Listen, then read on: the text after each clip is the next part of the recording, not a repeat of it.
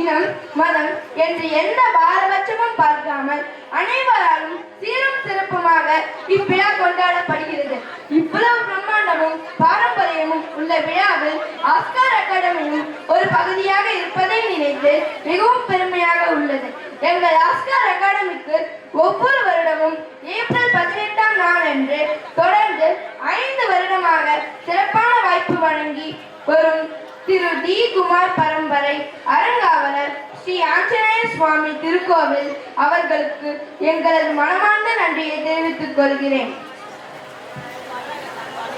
எப்பொழுதுமே வாழ்க்கையில் வாய்ப்புகள் வரும் என்று காத்திருக்காதே. வாய்ப்புகள் என்பது உனக்குள்ளே இருப்பது.